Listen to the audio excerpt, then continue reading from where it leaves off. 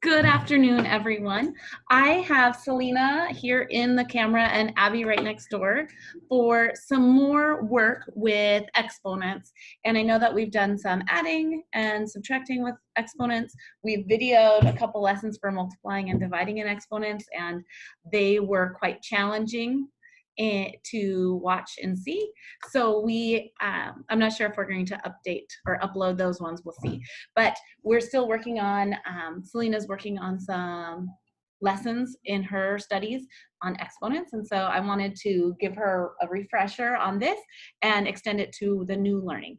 So this material I have here, if you remember, is our powers of 2 material. And I'm not going to do the whole presentation as a review. I'm just going to show you. And so when we started and we had our 1 cube, our little unit here, we labeled that. And since we're working with powers of 2, we'll label it with a 2. So this one here is 2 to the 0 power, because we're looking at the unit of our powers of 2. And then when we doubled our unit, we took our unit and we multiplied it by 2. We can see there, that ends up being 2 to the first power, because now we have 2. And 2 to the first power equals 2. Okay, then when we take our 2 that we have here and we double it again, trying to pick it up here. When we took that and we doubled it, I'm gonna build another one right next door so you can see it all built out. This right here becomes the square of 2. Do you see how it's 2 in this dimension and 2 in this dimension? It becomes the square of 2, so that becomes 2 squared. Okay, and then we continue on and on from there. Then we end up with the, we double that and we end up with the 2 cube. And then we double that with the 2 to the 4th and 2 to the 5th, and we continue on that way. But I wanted to remind you of how we got those exponents, how we got those positive exponents. Now I'm going to slide these up. Let's see, I'm gonna slide them up here, out of our way, because I have a material that you're gonna say, gosh, that doesn't seem like an exponent material. That is a decimal material. Well, yes, this is our yellow decimal board. And within this work, you are crooked and it's making me crazy. There you go, now you're straight. Okay. This decimal board is going to help us with some of this work. So I want to put our value of 1, our unit, was our 2 to the 0 power. I'm just going to build them right here on the yellow board. There it is. And then the 10 of our 2 power, if this is base 10, we're looking in base 2. It looked like this, and it was 2 to the 1st power. And then 2 squared, the square of the 10 family is 100. So I wanted you to see that connection. And so I'm going to take this strip and I'm going to line it up. I'm going to put our 0 or our decimal line right there.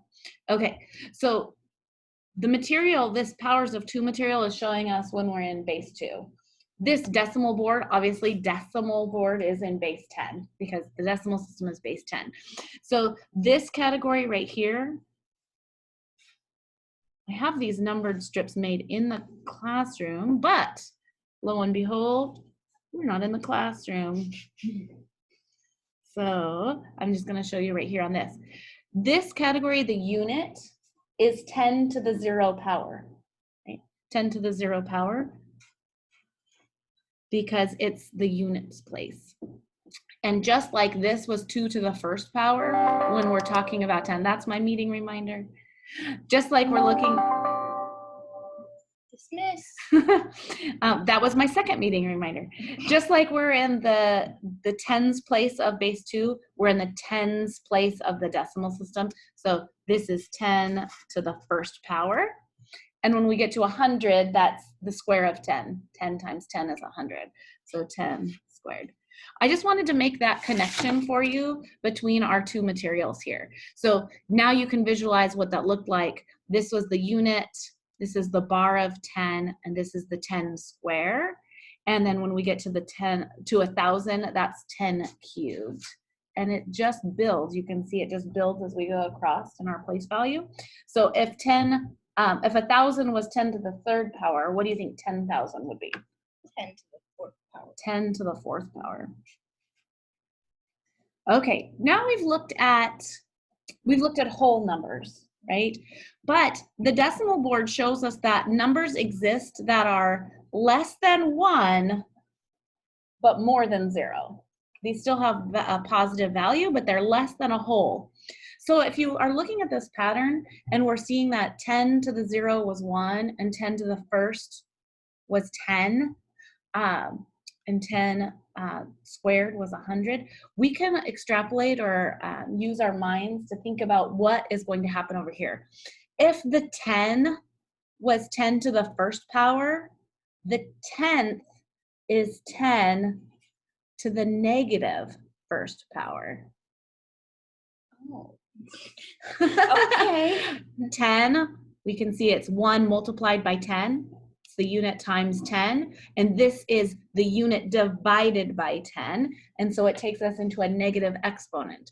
Now, just like when we were looking over here at 10 squared was 100, 10 to the second power.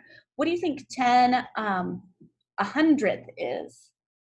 10 to the negative second power. 10 to the negative 2 power.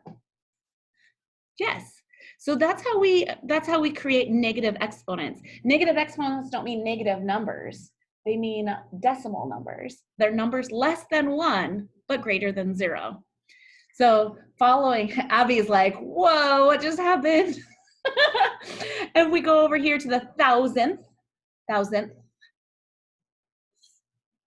Okay, Abby, do you have an idea what power of 10 the thousandth is? 10 to the negative power of 3. 10 to the negative power of 3. And 10,000th is 10 to the negative power of 4. Negative power of 4. And we could continue on. My strip doesn't continue into the 100,000s, but it does go into the 100,000ths, and we'll do that one. 10 to the negative 5th power. Now, if I could make my strip, it could go all the way to 10 to the negative 6th power, which is a millionth. Okay, so I'm going to move this and we're going to pull out a whiteboard really quick and we're going to do a couple things. Now that you see how the numbers are formed, now we can pull it up.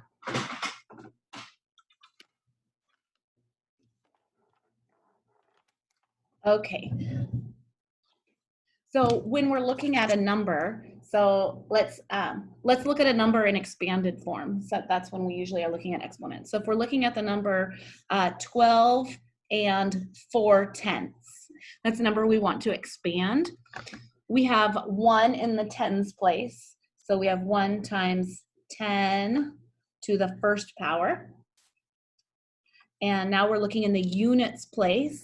So we're adding in our unit. I'm going to put parentheses so we can see it. Now we're adding our unit. We have 2 units, and that's times 10 to the units place. 10 in the units place is 10 to the power of 0.